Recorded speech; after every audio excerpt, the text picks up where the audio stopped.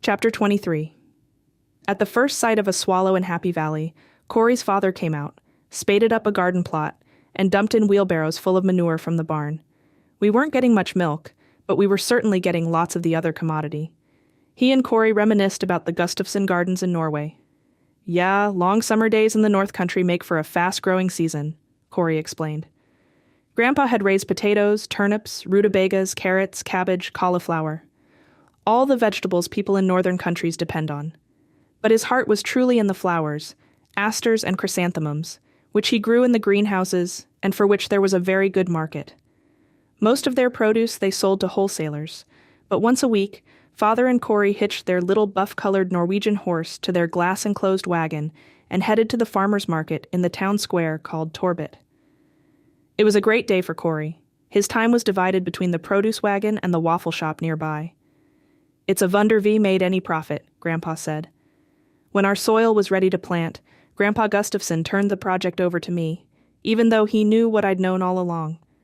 Your green thumb isn't... Not that I lacked the desire. I considered gardening the most noble profession since Eden and I fantasized about sifting soil through my fingers, looking spiritual.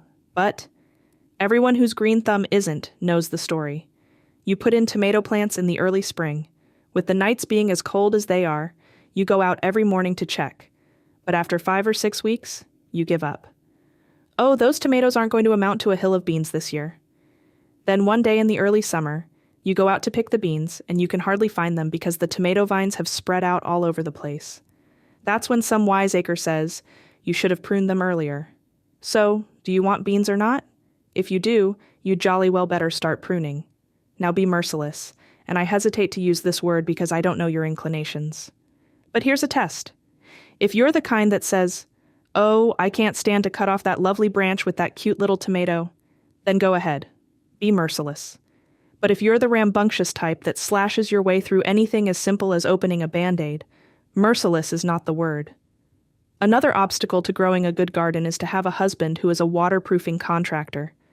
You go out to water, you look high and low for the hose, then you remember the hose is on the job. But don't give up, you'll have a hose eventually. Come winter, it'll be stacked up all over the place, and that's no time to water the tomatoes, I don't think. Finally, I found a perfect way to keep my table well stocked with garden vegetables. I hopped in my car and drove to my friend Hazel's, where I could hardly find my way to the back door, with all of the lush foliage. She'd show me around. Wouldn't you like some beans and a nice big cabbage? I'm just overloaded. How about some lettuce? And some tomatoes? Eventually, Corey realized what his father had been telling him all along. He actually had a green thumb. It was after he planted a seed, and in no time the vine was spreading all over the garden and was producing cucumbers? Grandpa identified them.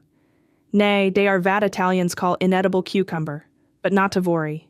You can eat dem, I explained the phenomenon to Hazel. She said, oh, that's zucchini. It came to Oregon with Lewis and Clark. Next time you come over, I'll give you a basket full. After Corey became head gardener, my garden chores were reduced to setting up scarecrows in the corn patch.